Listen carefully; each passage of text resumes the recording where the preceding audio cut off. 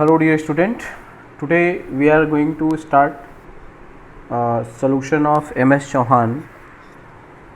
The chapter is isomerism.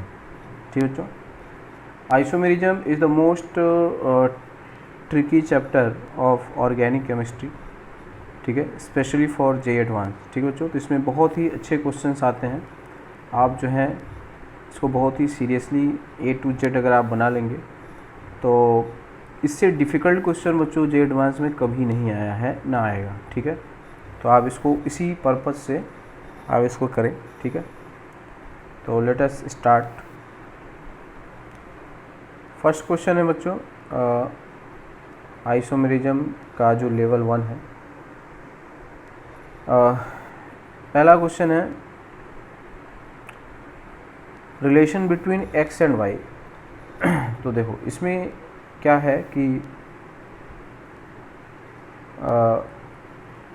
He को ये जो है ना इसको ड्यूटेरियम से है और Hb को हाइड्रोजन से है. हम इसको बना लेंगे. He की जगह हम D लिख देंगे. ठीक है, और यहाँ पे H लिख देंगे. ये Br हो गया और ये H हो गया CH3 और CH3. तो ये है बच्चों structure of X. Structure of Y में मैं इसके सामने ही बना रहा हूँ जिससे आपको चीज़ें थोड़ा ज़्यादा क्लियर हो.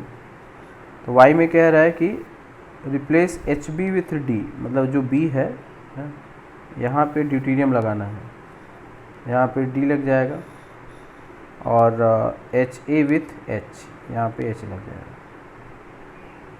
ये आ जाएगा बच्चों. तो इन दोनों में अब देखोगे X और जो Y है इसमें क्या रिलेशन है. तो देखो ये वाला जो कन्फिगरेशन है दोनों का क्या है बच्चों, सेम है ना. यहाँ Br राइट में है, H लेफ्ट में, H लेफ्ट में है, CH3 डाउन में. तो इसका जो कन्फिगरेशन है वो सेम है, बट ऊपर वाला जो कन्फिगरेशन वो क्या है बच्चों, जस्ट अपोजिट. इन एंशियोमर्स के लिए क्या होता है, कन्फिगरेशन जस्ट अपोजिट होता है. डायस्टीरियोमर्स के लिए एक पे सेम हो सकता है और दूसरे पे डिफरेंट हो सकता है. मतलब कुल मिलाकर के वो जस्ट अपोजिट नहीं होना चाहिए, अदरवाइज वो मिरर इमेज हो जाएगा. ठीक है, तो ये दोनों आपस में क्या होंगे बच्चों, डायस्टीरियोमर. क्लियर. तो डायस्टीरियोमर्स मतलब which are not mirror images of each other. तो जो एक दूसरे के मिरर इमेज नहीं है उसको हम लोग क्या बोलते हैं, डायस्टीरियोमर. ठीक है, तो यहाँ पे ये अपोजिट हो रहा है बट ये वाला क्या रहा, सेम रहा, तो इस वजह से ये एक दूसरे के मिरर इमेज नहीं हुए. क्वेश्चन नंबर 2 है which of the following cyclopentane derivative is optically inactive. तो इसमें बच्चों देखना ये है कि plane of symmetry, centre of symmetry है ना. जैसे यहाँ पे देखोगे, ठीक है, तो इस केस में ये जो OH है वो अपवर्ड है, ये डाउनवर्ड है. यहाँ से अगर प्लेन करोगे तो OH के सामने H आएगा, इसमें प्लेन ऑफ सिमेट्री नहीं है. सेम यहाँ भी प्लेन बनाओगे है ना, नहीं है. यहाँ पे देखोगे, ठीक है, तो ये और ये इसके सामने ये है, इसके सामने ये है. ठीक है, तो ये बिल्कुल आमने सामने है, इसलिए यहाँ पे क्या है, प्लेन ऑफ सिमेट्री. सेम यहाँ पे देखोगे ये अलग अलग ग्रुप है. ठीक है, यहाँ पे भी देखोगे तो ये और ये ट्रांस पोजीशन पे है, सिस पोजीशन पे होता है तो इसमें हो जाता है. तो दिस वन C इज क्या है बच्चों, ऑप्टिकली इनएक्टिव है. इसमें 2 कायरल कार्बन है. ठीक है, और ये ऑप्टिकली इनएक्टिव है बिकॉज ऑफ यहाँ पे क्या है बच्चों, plane of symmetry. Chiral carbon यहाँ पे 2 है बट इसमें प्लेन ऑफ सिमेट्री है, इसलिए ये क्या है बच्चों, ऑप्टिकली इनएक्टिव. अगला क्वेश्चन है which is the most stable conformer. अब देखो बच्चों, जब भी न्यूमैन प्रोजेक्शन हो तो सबसे पहले ये आपको इंश्योर करना चाहिए, ठीक है, कि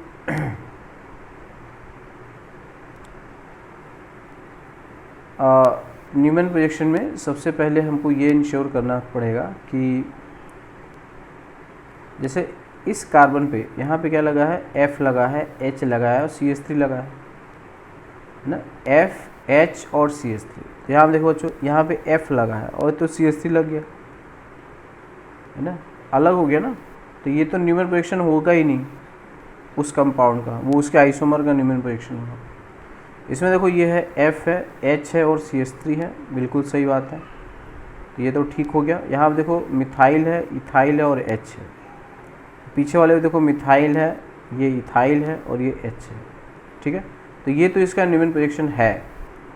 बाकी केस में देखो बच्चों ये F है, CH3 और C2H5, ये तो इस कंपाउंड का है ही नहीं, है ना। सेम यहाँ पे देखो, ये देखो CH3 है, H है और H है। इस क्वेश्चन बिल्कुल बेवकूफ़ बनाया गया, क्वेश्चन को कॉम्प्लिकेट करने की कोशिश की गई है। सिंपल सी बात ये देखना है बच्चों कि आपको क्या पहले उसका न्यूमन प्रोजेक्शन है, बाद में स्टेबिलिटी की बात कर लेंगे, पहले न्यूमन प्रोजेक्शन तो सही होना चाहिए, ठीक है बच्चों। इसका आंसर क्या होगा, बी होगा। क्वेश्चन नंबर 4 है assign double bond configuration to the following, ठीक है। तो प्रायोरिटी निकालते हैं बच्चों, है ना। जैसे इसमें अगर देखोगे CN और ये, तो CN की प्रायोरिटी ज़्यादा होगी क्योंकि C ट्रिपल बॉन्ड N है ना। तो C ट्रिपल बॉन्ड N को हम क्या ट्रीट करेंगे, ये मानेंगे कि ये कार्बन 3 नाइट्रोजन से अटैच्ड है, इमेजिन करना होता है, और वो नाइट्रोजन भी 3 कार्बन से अटैच्ड है। तो ये वाले ग्रुप का हम ये सोचेंगे, ये ऐसा एक्सप्लेनेशन है। एक कार्बन 3 नाइट्रोजन से अटैच है, यहाँ पे एक कार्बन जो है वो एक ही नाइट्रोजन से अटैच्ड है, इसलिए इसको हम देंगे 1, इसको देंगे 2। क्लियर। सेम यहाँ पे देखोगे तो ये 1 आएगा और ये 2 आएगा, ये E आ गया बच्चों, 1 1 अपोजिट है ना, तो ये E आ गया। इसके लिए देखोगे तो ये COH है और इसमें है, तो COH को भी क्या सोचोगे, ये जो डबल बॉन्ड से कार्बन है वो, है ना, 2 ऑक्सीजन से अटैच है और जो ऑक्सीजन है ये है।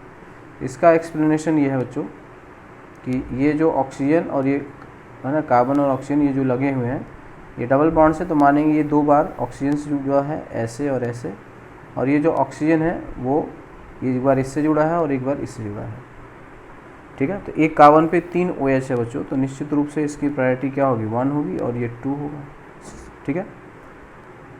उसी तरह अगर हम इस वाले को देखेंगे तो हम इसको क्या देंगे, 1 देंगे, इसको क्या देंगे, 2 देंगे।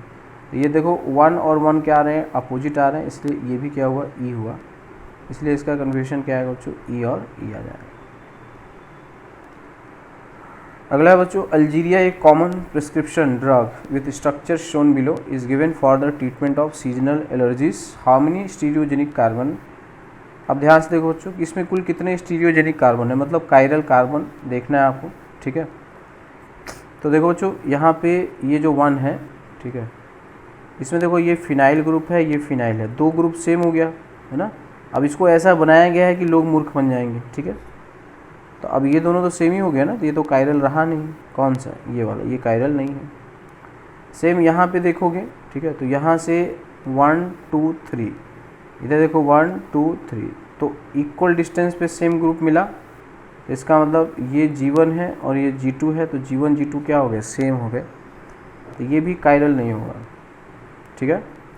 नाइट्रोजन, ये बोला स्टीरियोजेनिक कार्बन है, तो नाइट्रोजन की बात ही नहीं हो रही, ठीक है। यहाँ पे देखोगे यस, ये हो जाएगा, एक यहाँ पे OH लगा है, एक ये इतना बड़ा सा ग्रुप लगा हुआ है और एक इतना बड़ा सा ग्रुप, और एक हाइड्रोजन होगा यहाँ पे, तो चारों ग्रुप क्या है बच्चों, अलग अलग है, तो ये वाला स्टीरियोजेनिक हो गया, ठीक है, OH वाला। अब सेम अगर यहाँ पे देखोगे, ठीक है, तो यहाँ देखो एक CH3 ऐसे बनाया, एक CH3, 2 CH3 क्या हो गए, सेम हो गए ना। तो अगर 2 ग्रुप डिफरेंट हो गए तो कायरल तो होगा नहीं, तो यहाँ पे आंसर सिर्फ और सिर्फ क्या होगा बच्चों, 1 आएगा। अगला है how many meso isomers of C4H8Cl2 will be. तो बस इसमें यही है बच्चों, जैसे इसको बना लोगे 2 कायरल है, तो यही मीजो बनेगा। अब मीजो में प्लेन ऑफ सिमेट्री होती है, तो इसका मिरर इमेज भी क्या होगा, वही होता है, आइडेंटिकल होता है ना। तो ये दोनों आइडेंटिकल है क्योंकि इसमें प्लेन ऑफ सिमेट्री है, क्योंकि सुपर इम्पोजिबल है ना। तो सुपर इम्पोजिबल तो मतलब आइडेंटिकल हो गया, तो आइडेंटिकल है, ठीक है। तो मीजो क्या बनेगा, 1 बनेगा। दूसरा वाला क्या बनेगा, दूसरा वाला Cl ये ऐसे बन जाएगा, तो ये दोनों जो होंगे वो क्या हो जाएंगे, एक दूसरे के इनेंशियोमर्स हो जाएंगे। तो इसके 3 जो है वो फर्स्ट सेकेंड, ये फर्स्ट सेकेंड आपस में इनेंशियोमर है, थर्ड और फोर्थ आइडेंटिकल है, ठीक है। तो हम मानेंगे फर्स्ट सेकेंड और 1 यूनिट ये, तो टोटल इसके आइसोमर 3 होंगे, इसमें थर्ड और फोर्थ आइडेंटिकल है, तो मीजो सिर्फ 1 होगा, ठीक है, मीज़ो 1 होगा, ठीक है। तो ये 0 कहाँ से लग गया, तो मीज़ो क्या आएगा बच्चों, 1 आ जाएगा, ठीक है। क्वेश्चन नंबर 7 है the stable form of trans 1,4 dimethyl cyclohexane.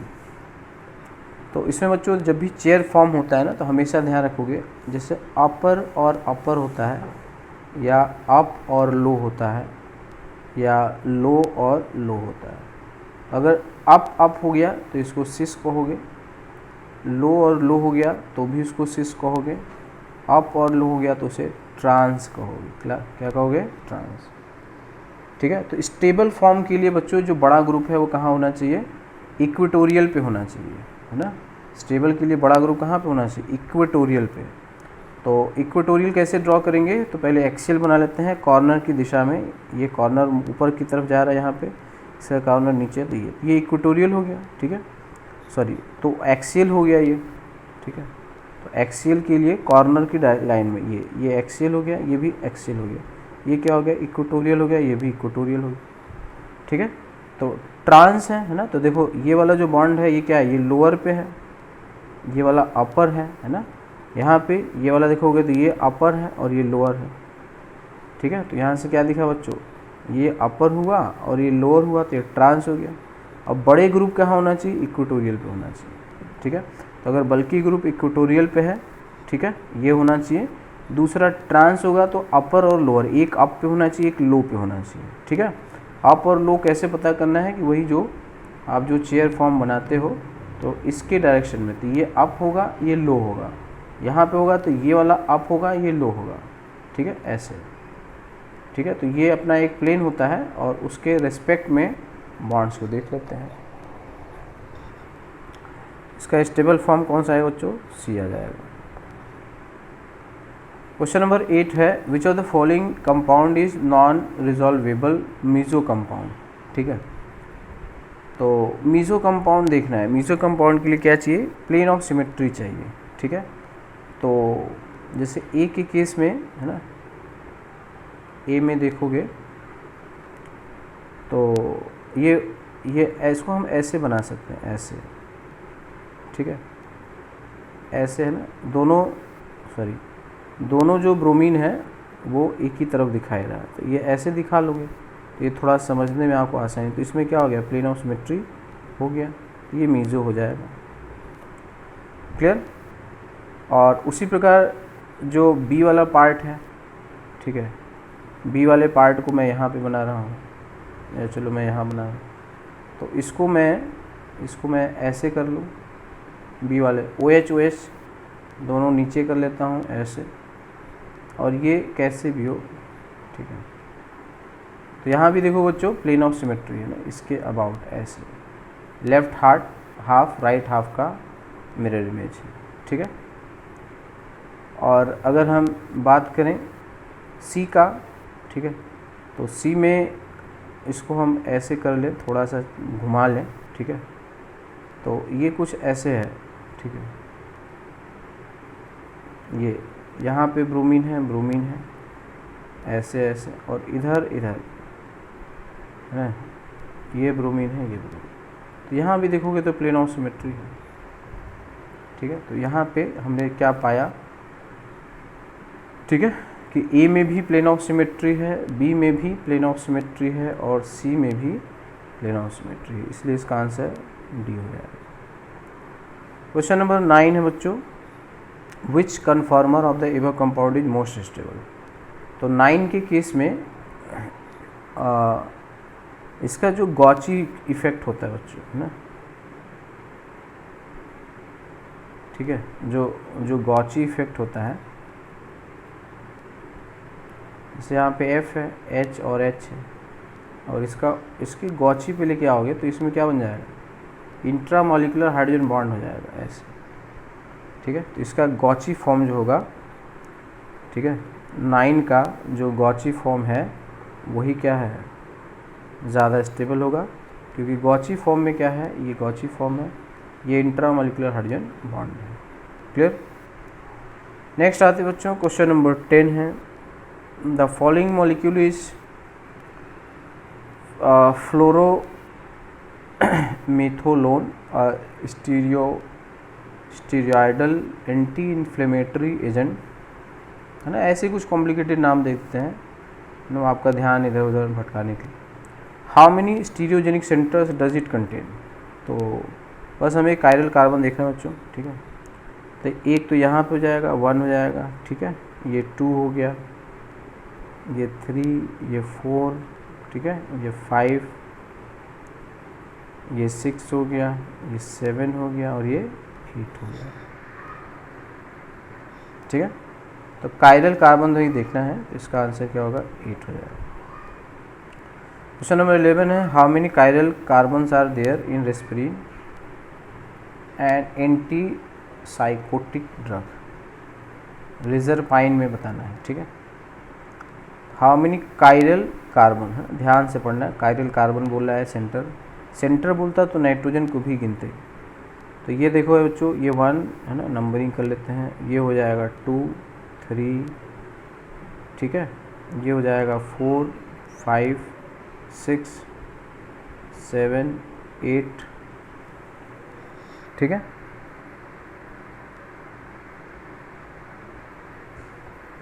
तो इसके भी 8 ही आ रहे हैं। क्वेश्चन नंबर 12 है, how many chiral centres are in the following, तो कहीं से भी गिन लो, जैसे ये 1 हो जाएगा, ये 2 हो गया, ये 3, 4, 5, 6, ये नहीं होगा ना, ये नहीं होगा क्योंकि यहाँ से देखोगे सेम आ जाएगा, ठीक है, इसके 6 आ जाएंगे।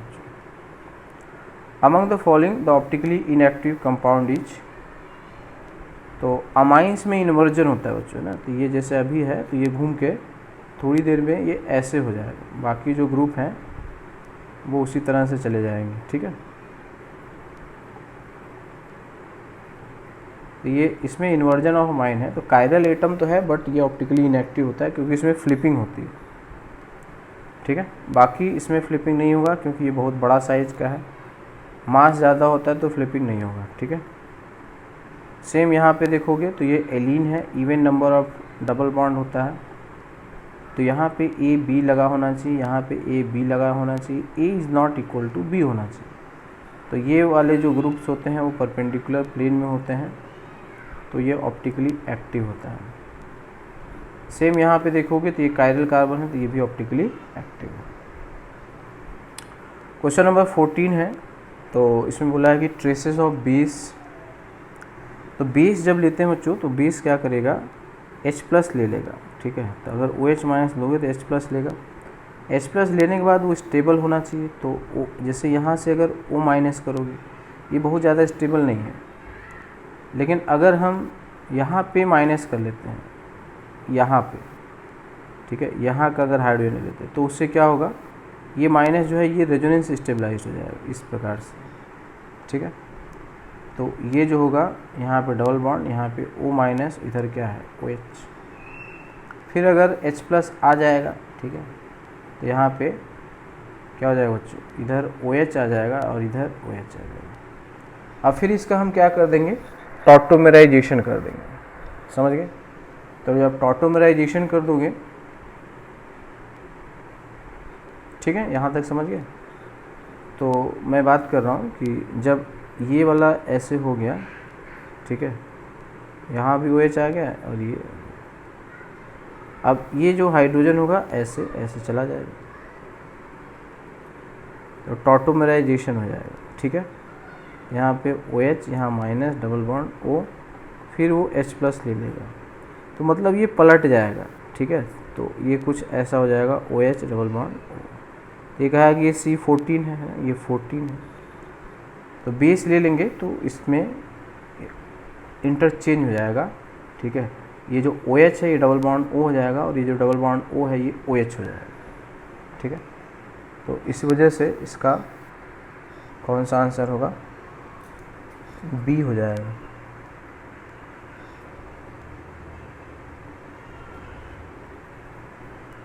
ठीक है, नेक्स्ट है बच्चों, which of the following compound might be useful to the chemist trying to increase the optical purity. Optical purity का मतलब है कि वो कायरल होगा तभी वो कायरल कंपाउंड से क्या करेगा बच्चों, रिएक्ट करेगा, ठीक है। तो अब देखो इसमें जो है बी, ए और डी में तो कोई बात समझ में आ नहीं रही है, ए और डी में कायरल कोई है ही नहीं, ठीक है। बचता है बी और सी। अब देखना है कि बी और सी कैसे आइडेंटिफाई करेंगे, तो उसके लिए हम आर एस कन्फिग्रेशन निकाल लेंगे। तो जैसे बच्चों अगर ऐसा दो कायरल कार्बन, इसका आर आर आ गया, तब इसमें प्लेन ऑफ सिमेट्री नहीं आएगा, या यहाँ पे एस एस आ गया तो प्लेन ऑफ सिमेट्री नहीं आएगा। लेकिन अगर ये आर हो गया, ये एस हो गया, तब इसमें प्लेन ऑफ सिमेट्री हो जाएगी, क्योंकि जब यहाँ पे मिरर रखोगे तो आर का मिरर इमेज क्या बनेगा, ऐसी तो बनेगा। बस इसी ट्रिक को यहाँ पे अप्लाई करोगे। तो जैसे बच्चों यहाँ पे लगाओगे है ना, तो ये जैसे 1 होगा, ठीक है, ये 2 होगा, ये कन्फिग्रेशन क्या आया, ये आर आ जाएगा। क्लियर। तो इस कायरल कार्बन का हमने निकाला, इस कायरल कार्बन का क्या आया कन्फिग्रेशन, इसका आर आ गया है ना, इसका आर आ गया। अब इसका निकालना है नीचे वाले का। तो यहाँ पे पहले हाइड्रोजन ऐसे था और ये COH था, H, ठीक है। और ये एक ग्रुप है ना, ये बेंजीन है, फिनाइल। अब हम इसमें क्या करेंगे बच्चों, लास्ट प्रायोरिटी को हमेशा ब्रोकन लाइन पे होना चाहिए। तो 2 इंटरचेंज कर लेंगे। इवन इंटरचेंज करने से कोई चेंज नहीं आता है, ठीक है। तो अब हम इसमें से क्या कर लेंगे, COH को इधर कर लेंगे, इंटरचेंज कर लेंगे, और इधर H कर लेंगे, और इन दोनों को आपस में है ना, ये जो G है बड़ा वाला, और इधर PH।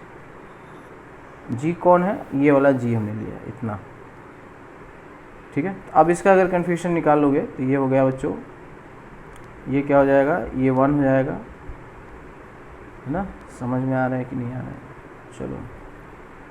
पहली बात तो है इसका बच्चों R हो जाएगा, ठीक है। ये 1 लेंगे, ये 2, ये तो कन्फ्यूजन R हो जाएगा। इसका अब हम बात कर रहे हैं, ठीक है, इसकी हम बात कर रहे हैं। तो इसकी जब हम बात कर रहे हैं तो हमने कहा ना, जैसे अगर इसकी प्रायोरिटी निकालोगे तो इसको तो 1 दोगे, ये 1 आएगा, ठीक है, ये 1 आएगा, ये वाला 2 आएगा, ये 3 आएगा, और हाइड्रोजन जो है वो 4 आएगा। तो अब हम क्या करेंगे, हाइड्रोजन ब्रोकन लाइन पे नहीं है, वो वेज पे है। तो अब हम इसको इंटरचेंज कर लेंगे, समझ गए, इंटरचेंज कर लेंगे। अब हम COH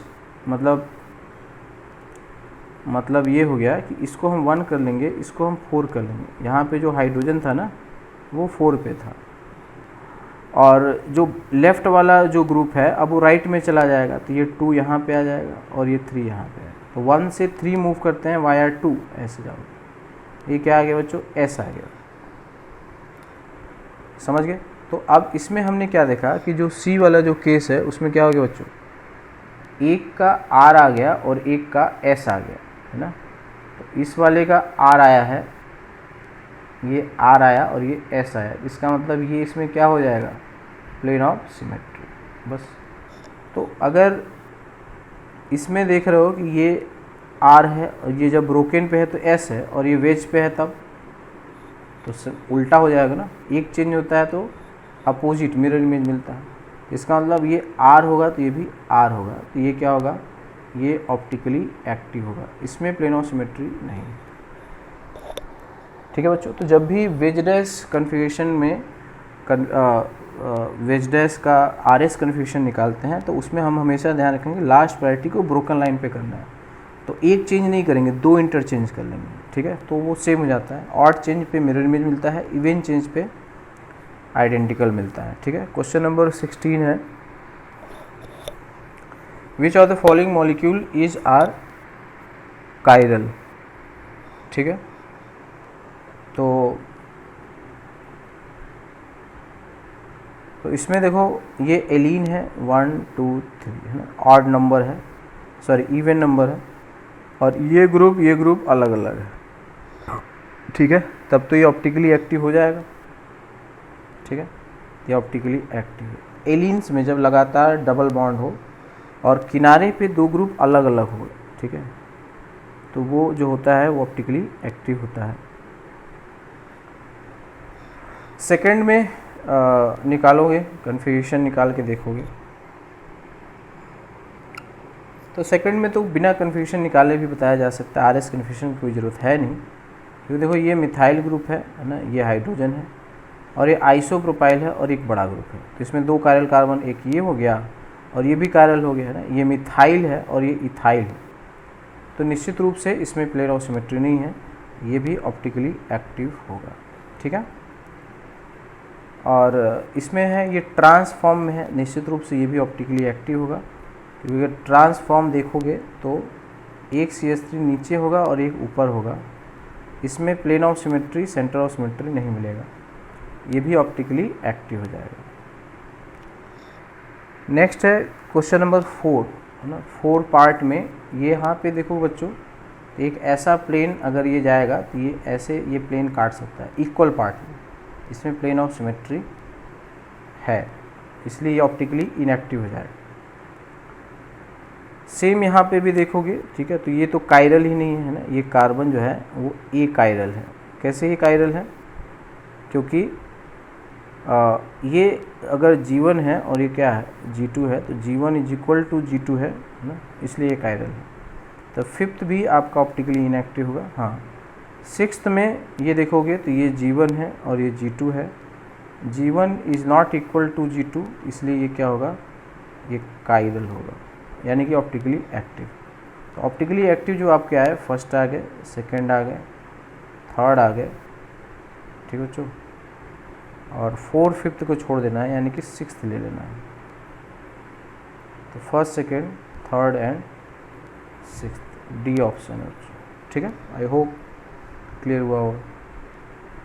नेक्स्ट बच्चों क्वेश्चन नंबर 17। तो द स्ट्रक्चर ऑफ S2-फ्लोरोब्यूटेन इज बेस्ट रिप्रेजेंटेड बाई, मतलब कन्फिगरेशन निकालोगे।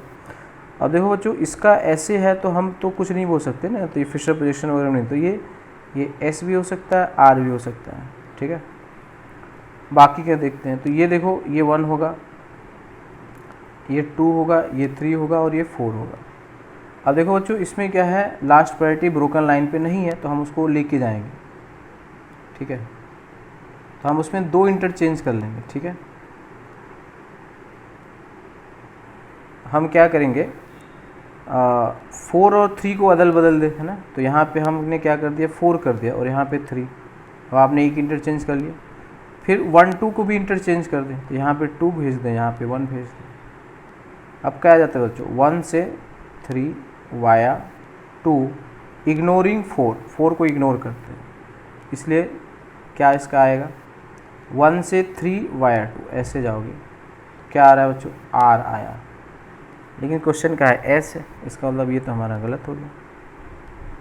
चलो देखो, एक फिशर प्रोजेक्शन बना हुआ है D, है ना, D देख लेते हैं, ठीक है। 1, ये 2 है, ये 3 है, ये 4 है। 1 से 3 वाया 2, तो ये क्या आ रहा है, S हो रहा है, बट ये लास्ट प्रायोरिटी हॉरिजॉन्टल पे है, इसलिए उल्टा बताएंगे, है ना। अगर लास्ट फिशर प्रोजेक्शन में लास्ट प्रायोरिटी वर्टिकल लाइन पे होना चाहिए, अगर हॉरिजॉन्टल पे आता है तो जो निकाल लोगे आंसर उसका अपोजिट आएगा। तो ये आ रहा है S, आया है S, सॉरी, और एक्चुअल क्या होगा, R होगा, क्योंकि 4 कहाँ पे है, हॉरिजॉन्टल पे है, उसको कहाँ पे होना चाहिए था, वर्टिकल पे। वर्टिकल पे जब होता तो जो आता वही सही होता है, तो इसका मतलब बच्चों यही सही है आपका C, है ना। यहाँ भी देख लो, ये 1 है, ये 2 है, ये 3 है, 4 है। अब इसको चेंज करना पड़ेगा, है ना। तो अब हम इसको इसी तरह से 2 इंटरचेंज कर लेते हैं, ठीक है। तो 4 और 3 को करेंगे, 4th को हमें इसके लाना है 3, ठीक है, और ये 1 आ जाएगा, इधर 2 आ जाएगा। तो 1 से 3 वाया 2, ऐसे जाओगे, यही क्या है बच्चों, ऐसा है, इसलिए इसका करेक्ट आंसर C हो जाएगा, ठीक है। क्वेश्चन नंबर 18 है। तो 18 में को आपको क्या करना होगा, कन्फिगरेशन ही निकालना पड़ेगा, ठीक है।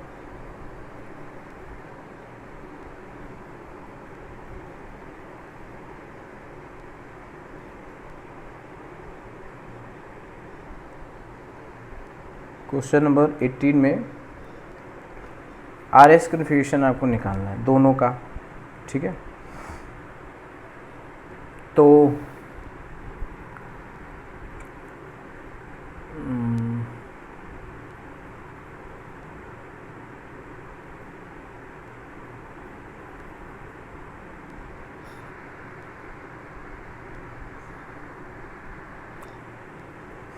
तो देखो इसका तो बड़े आराम से निकल जाएगा। ये देखो 1 है, ठीक है, 2 किसको मिलेगा, इसको मिल जाएगा, ये 3 है, 4 है। लास्ट प्रायोरिटी ब्रोकन लाइन पे होना चाहिए, वो है, तो इससे निकालोगे तो ये क्या आ रहा है, आर आ रहा है, और आर ही करेक्ट होगा, ठीक है। यहाँ पे 1, ये 2 है, ये 3 है, और ये 4 है, ये भी सही है, ठीक है।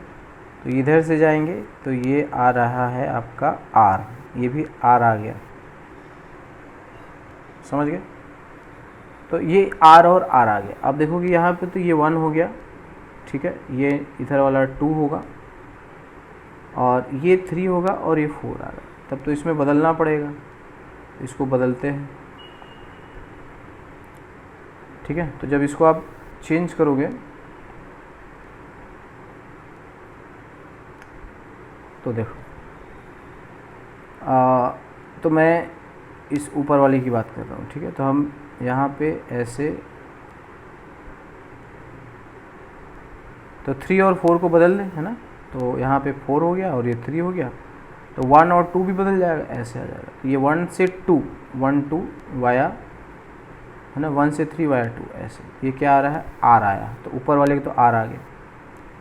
यहाँ देखो कि 1, ठीक है, दूसरा कलर लेते हैं, ये 1 हो गया, ये 2 हो गया, ये 3 और ये 4, तो 1 2 3 ऐसे जाओगे, ये एस आ गया।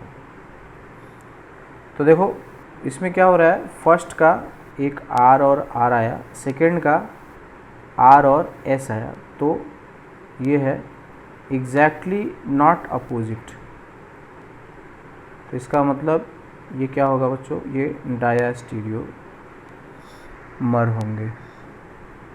अपोजिट आ जाता तो इनेंशियोमर हो जाता, ठीक है।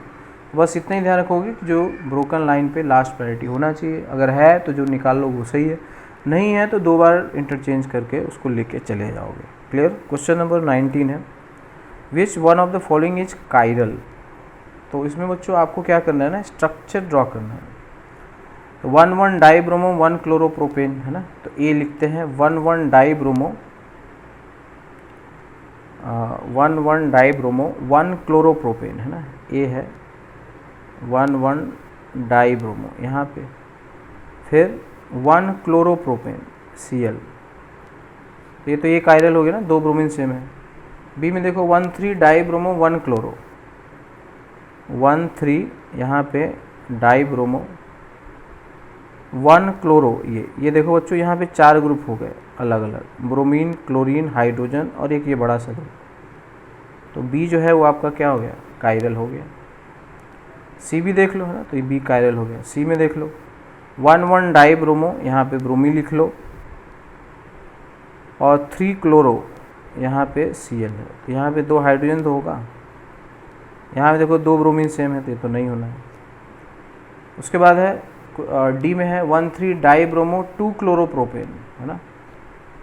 डी में है 1,3 डाइब्रोमो, यहाँ पे ब्रोमीन है, और 2 क्लोरो Cl है। यहाँ भी देख लोगे बच्चों, ये 2 ग्रुप सेम होगा। तो इसका करेक्ट आंसर क्या था, बी है ना, बी है। बी में क्या है 1,3 डाइब्रोमो, ठीक है, 1,3 डाइब्रोमो यही था। तो बच्चों देखो IUPAC नेम भी इसी में इनडायरेक्टली आपसे पूछ लिया, ठीक है। तो नेक्स्ट है बच्चों question number 20, among the following Newman projection of meso 2,3 butane diol. तो देखो बच्चों जब न्यूमैन प्रोजेक्शन में है ना, अगर सेम ग्रुप, ठीक है ना, जस्ट अपोजिट हो या एक के ऊपर एक हो, याद रखना, ठीक है। सेम ग्रुप क्या हो, जस्ट अपोजिट या एक के ऊपर एक, तो मीजो होगा। क्लियर। सेम ग्रुप क्या होना चाहिए, एंटी हो या फुल्ली इक्लिप्स्ड आ जाए, एक के ऊपर एक, तब वो मीजो बन जाएगा।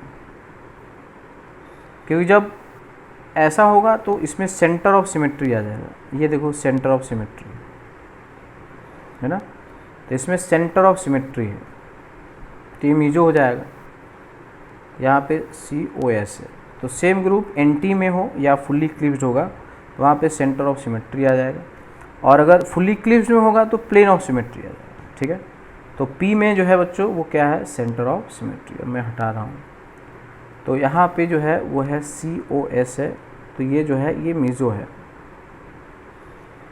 R में देखोगे बच्चों, तो R में क्या हो रहा है, देखो ये दोनों NT पे है बट ये दोनों NT पे नहीं है, तो इसमें COS नहीं होगा और POS भी नहीं होगा, है ना। प्लेन ऑफ सिमेट्री ऐसे काटो, कैसे भी काटोगे, you will not find mirror image. तो Q में मिरर इमेज नहीं है।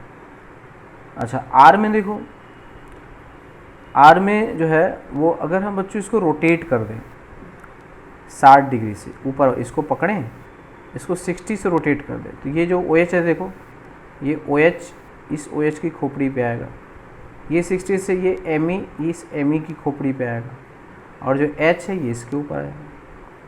तो कन्फर्मेशन में किसी चीज़ को रोटेट करने से ना कंपाउंड चेंज नहीं होता है, ठीक है।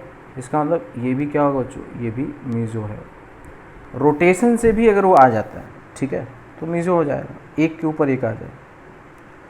जैसे देखो यहाँ पे अगर हम रोटेट करेंगे, जैसे मान लो इसको ऊपर लाएं, ये तो ऊपर आ जाएगा, बट ये इसके ऊपर आएगा, तब तो प्लेन ऑफ सिमेट्री नहीं मिलेगा, ये इसके ऊपर आएगा, ठीक है। बाकी इसको अगर हमें अपोजिट भी करना है तब भी देखोगे, अपोजिट करोगे, है ना। जैसे इसको हम 120 पे घुमाएंगे तो यहाँ आएगा, ठीक है, तो Me के सामने Me आएगा, और ये 120 पे घुमाओगे तो वो इसके यहाँ आ जाएगा, ठीक है। सॉरी, ये जो होगा ये यहाँ आएगा और ये यहाँ चला जाएगा, तो ये दोनों ऐसे रहेंगे, नहीं हो पाएगा। इसलिए इसका करेक्ट आंसर जो है बच्चों P और कौन सा है, R है। क्वेश्चन नंबर 21 है द बीनाथॉल, है ना। तो इसमें बच्चों क्या होता है ना कि जैसे देखो ये ऑप्टिकली एक्टिव होगा, है ना। ये जो बड़ा ग्रुप है ना, अगर ये 2 बाइफिनाइल यहाँ पे आ जाए ऐसे, और यहाँ पे कोई बड़ा सा ग्रुप आ जाए, है ना, जिनकी साइज़ बहुत बड़ी हो, तो ये आपस में रिपेल करेंगे और ये घूम जाता है, ठीक है। एक घूम जाएगा और ये कुछ दूसरी प्लेन में भाग जाएगा ऐसे, तो ये घूम करके दूसरे प्लेन में चला जाएगा, परपेंडिकुलर प्लेन, जिससे रिपल्शन क्या हो जाए, कम हो जाए, समझ गए।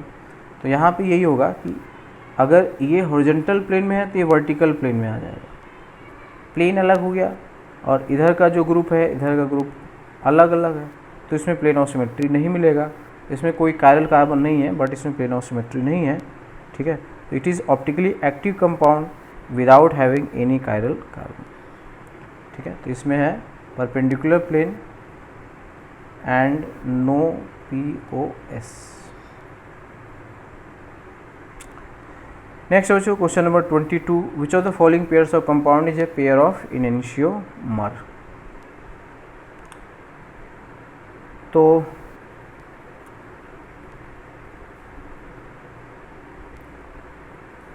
अब देखो बच्चों, सिंपल सा है कि आप जो है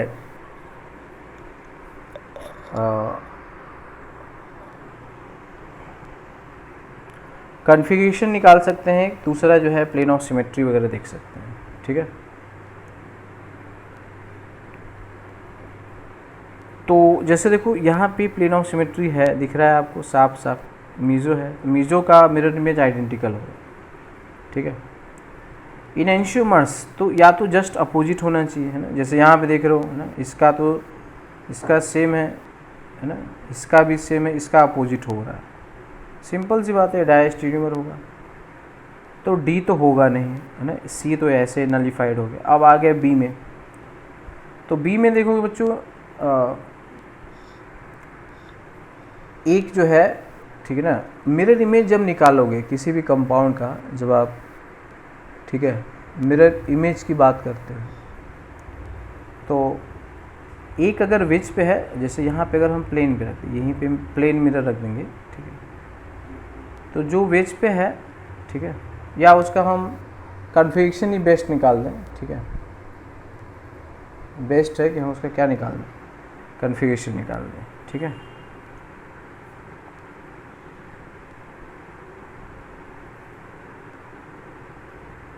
ठीक है, निकाल सकते हैं। चलो पहले ए का निकाल लेते हैं, है ना। तो ए में जैसे देखो हम उल्टा करते है ना, 1 इसका मिलेगा ब्रोमीन को, इधर 2 मिलेगा, है ना। इधर पीछे क्या होगा, हाइड्रोजन होगा, समझ गए।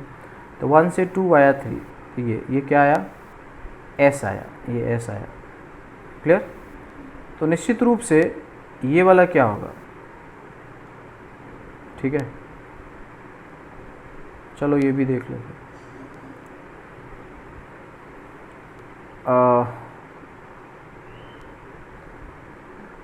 करना ही पड़ेगा, नहीं तो कंफ्यूज हो जाओगे। तो यहाँ पे देखो बच्चों, एक ऐसे होगा, है ना। तो इधर ब्रोमीन था, इधर H था, इधर Me था, इधर G था, है ना, बना लेंगे। तो 1 और 2 3 और 4, ठीक है।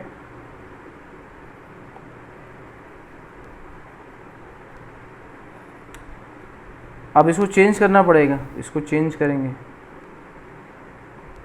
तो यहाँ पे 4 चला जाएगा हाइड्रोजन, यहाँ पे ब्रोमीन आ जाएगा, 1 आ जाएगा,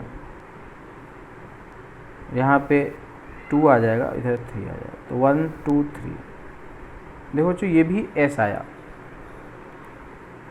समझ गए ना। तो अब तो इतनी बात पक्की हो गई कि ये S है और ये भी S है, तो मिरर इमेज तो होने की बात ही नहीं है, समझ गए ना। तो दोनों का S आ गया, मतलब कुल मिला के बच्चों कन्फ्यूजन निकाल देना, ठीक है। तो ये भी S है, ये भी S है। सेम इसका निकालो, जैसे 1 है, ये 2 है, 1 से 2, है ना। तो ये R आ गया, तो S, R आया। अब इसको देखोगे तो इसको बदलना पड़ेगा, ठीक है। तो ये 1 होगा, ये 2 होगा, ये 3 होगा। अब हम इसको बदल रहे हैं, 4 हाइड्रोजन होगा, तो यहाँ पे हम 1 और 4 कर दिया, इधर 2 कर दिया, इधर 3 कर लिया, तो ऐसे। ये क्या है बच्चों, देखो ये भी S, R आ गया, तो ये दोनों आइडेंटिकल आ गए, ठीक है। तो प्रेजेंटेशन थोड़ा सा है, ठीक है।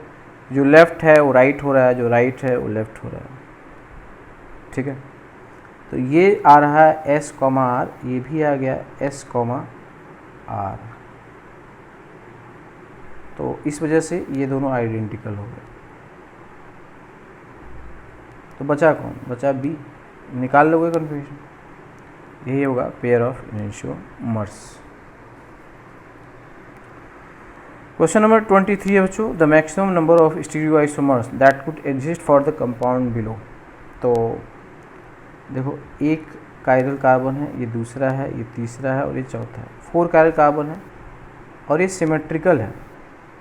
तो टोटल आएगा बच्चों 2 की पावर n, जब सिमेट्री नहीं होती। जब सिमेट्री होती है तो 2 की पावर n-1 प्लस 2 की पावर p-1, ठीक है। अगर n p की वैल्यू होता है n/2, अगर n क्या होता है, इवन होगा, यहाँ पे आएगा 2 की पावर 4-1 प्लस 2 की पावर 4/2-1, तो 2 की पावर 3 प्लस 2 की पावर 2-, तो 8 प्लस 2 यानी कि 10। क्वेश्चन नंबर 24 है। तो 24 में देख ही रहे हो, ठीक है ना। पोजीशन जो है बच्चों अलग अलग है। जैसे यहाँ पे देखो 1 2 3 4, तो 1 2 4 है ये, 1 2 4, और यहाँ पे क्या है 1 2 3, पोजीशन अलग हो गया। तो जब पोजीशन अलग हो गया तो ये दोनों क्या हो गए, स्ट्रक्चरल आइसोमर या कॉन्स्टिट्यूशनल आइसोमर, ठीक है। स्ट्रक्चरल और कॉन्स्टिट्यूशनल, ठीक है। तो नन ऑफ दीज हो जाएगा बच्चों। क्वेश्चन नंबर 25 है, ठीक है। तो ऐसे क्वेश्चन जो है कई बार है।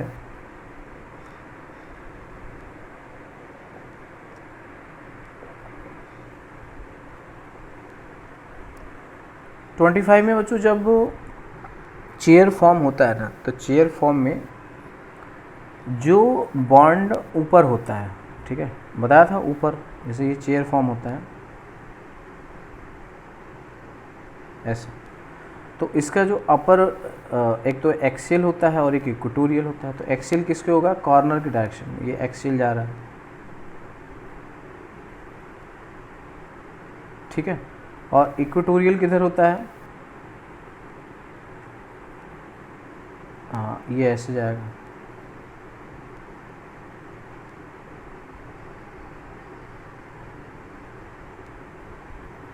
ठीक है।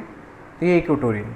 तो यहाँ पे ये जो बॉन्ड है बच्चों, ठीक है, ये जो बॉन्ड है, ये यहाँ पे देखो, ये अप है और ये लो है, ये अप है, ये लो है, ठीक है। इक्वेटोरियल एक्सियल, तो ये एक्सियल है, और जो वर्टिकल होता है एक्सियल होता है, जो टेढ़ा होता है वो इक्वेटोरियल, बस इतना पकड़ लो। जो वर्टिकल सीधा खड़ा है कॉर्नर की एलोंग है, ठीक है। तो अप लो, जैसे यहाँ का अप ये होगा, ये लो होगा, यहाँ का अप ये होगा, ये लो होगा, समझ गए।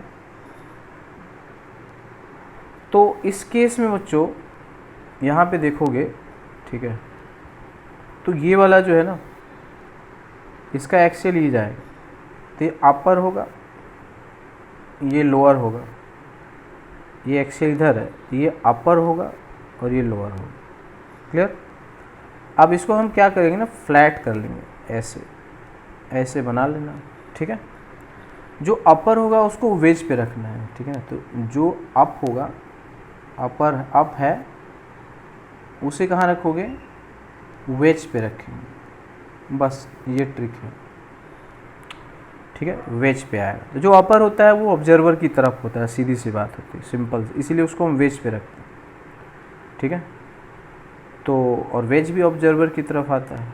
तो यहाँ पर ये क्या होगा, ये 1 है और ये 2 है, तो 1 पे CL जो है वो नीचे है, मतलब वो ब्रोकन लाइन पे जाएगा ऐसे, ठीक है।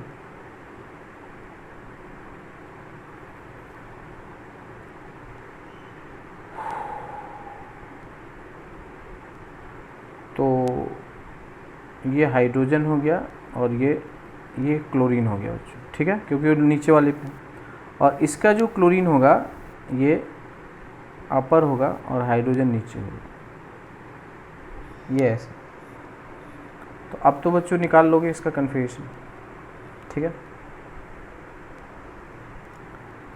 तो चलो मैं इसका कर लेता हूँ। तो ये वाला जो आ रहा है वो क्या आ रहा है, ये देखो, ये 1 आ जाएगा, इसकी 2 हो जाएगी, ये 3 हो जाएगा। तो 1 से 3 क्या आ रहा है? R आ गया। अब इस वाले में देखो, ये 1 है, ये, ठीक है, ये 2 है, ये 3 है और ये 4 है। अब इसको बदलेंगे हम,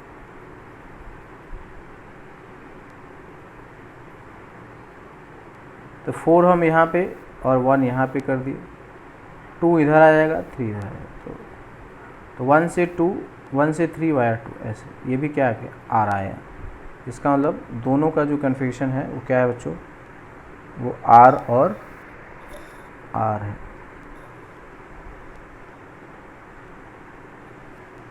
अगला है question number 26। Which of the structures A to D will be produced if a ring flip occurs in the following। बच्चों जब फ्लिपिंग होता है ना, तो फ्लिपिंग में क्या होता है, जो एक्सियल होता है वो इक्वेटोरियल होता है ना। एक्सियल किस में जाएगा? इक्वेटोरियल में। और जो इक्वेटोरियल है वो जाएगा किस में? एक्सियल में। यहाँ पे देखो, ये इक्वेटोरियल है, ये भी, ये इक्वेटोरियल है, ये एक्सियल है, समझ गए। तो अगर ये फ्लिप कर गया तो ठीक है, समझ गए। तो ये वाला तो जाएगा इक्वेटोरियल, ये वाला जाएगा एक्सियल, ये वाला भी जाएगा एक्सियल, ठीक है। तो इक्वेटोरियल, उसके बाद एक्सियल, है ना। देखो यहाँ देखो, तो ये जो रहा ये इक्वेटोरियल रहा, ये एक्सियल रहा, क्लियर। और इसको भी एक्सियल होना था तो नहीं हुआ। तो 1 2 ये इक्वेटोरियल रहा, ये एक्सियल रहा, सही है। इसको भी एक्सियल होना था, तो HCl हो गया, सही बात। तो इसलिए इसका आंसर बी हो जाएगा। विच of the following compound is most stable? Most stable के लिए बच्चों क्या होना चाहिए, बड़ा से बड़ा ग्रुप जो है वो इक्वेटोरियल पे ही होना चाहिए। तो ये इक्वेटोरियल है, ये भी इक्वेटोरियल है, तो बल्कि group must be present at equatorial.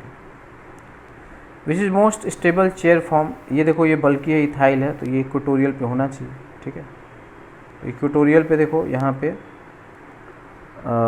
दोनों इक्वेटोरियल पे हो जाए तो बेस्ट है ना। तो 1 और ये,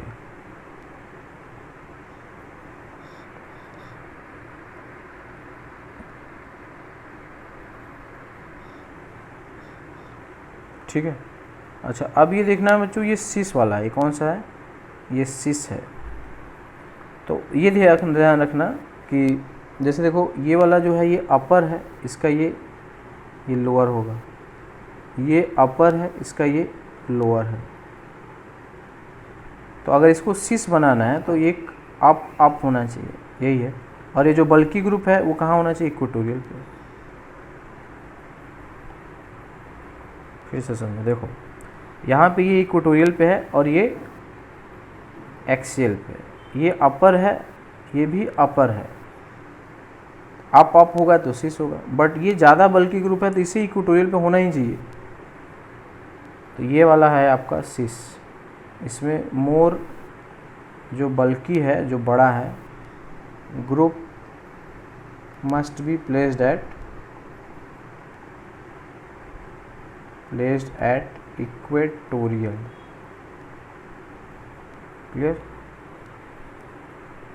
यही कोशिश है। अप मैं पहले बता चुका हूँ। क्वेश्चन नंबर है 29। तो which pairs of the salts would have identical solubilities in the methanol? तो इसमें बच्चों वही है, पूरा गेम क्या है, कॉन्फ़िगरेशन का है, ठीक है।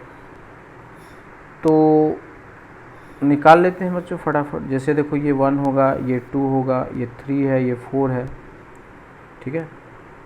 तो 1 से 3 वाया 2, तो ये आएगा R, होगा क्या S। तो ये तो रहा बच्चों S।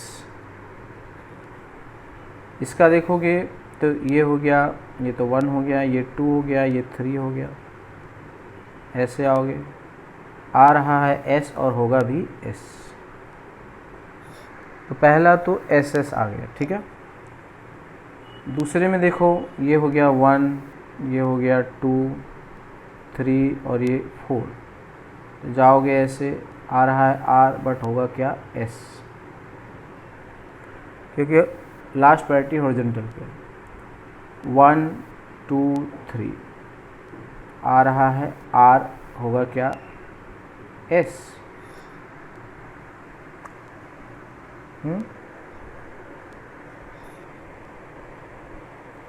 नहीं, आ रहा है R और होगा भी R ही, ठीक है, क्योंकि लास्ट प्रायोरिटी।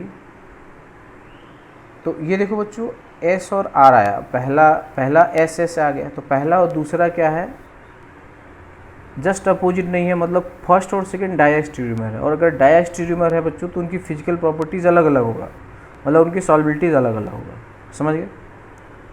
अगला देखो ये है 1, ये है 2, ये 3, ये 4, 1 से 2, ये क्या आया R और होगा भी R, ये तो R आ गया। सेम यहाँ देखो कि ये 1 है, ये 2 है, ये 3 है, आया है R बट होगा क्या S, ये RS आया। इसको देखो 1 2 3 4, ठीक है। तो 1 से 3 वाया 2, आ रहा है S, होगा क्या R। ये होगा बच्चों 1 2 3 4, आ रहा है S बट होगा क्या R।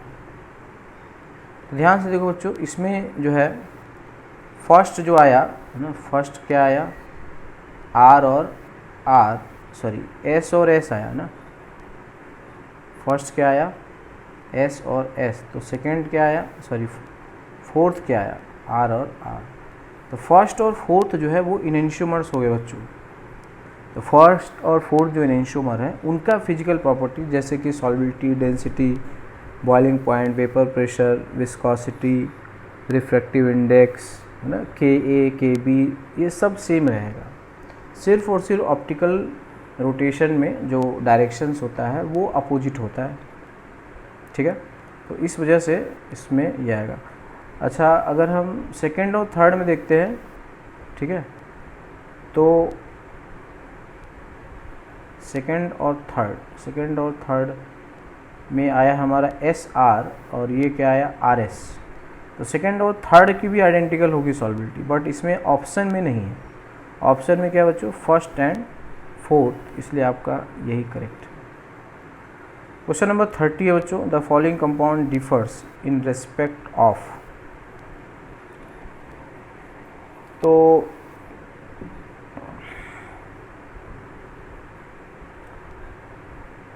इसमें देखो बच्चों, जैसे ये जो है ना, सब कुछ एक जैसा है। जैसे हम यहाँ पे अगर एक प्लेन रख दें, ठीक है, तो जैसे यहाँ पे हम देख रहे हैं ना कि जो यहाँ पे ब्रोकन लाइन पे है वो वहाँ पे कहाँ पे है, जो वेज पे है जो वो डैश है, अपोजिट हो रहा है, ठीक अपोजिट हो रहा है, ठीक है। तो इसका मतलब ये इनेंशियोमर्स हो जाएंगे बच्चों। बाकी तो सब सेम है, केवल एक ही कन्फ्यूजन चेंज हो रहा है ना, बाकी सब सेम है, ठीक है। तो ये क्या है, ये इनेंशियोमर है। तो अगर ये इनेंशियोमर हो गया, हर बार कन्फ्यूजन निकाल के करें ऐसा भी ज़रूरी नहीं।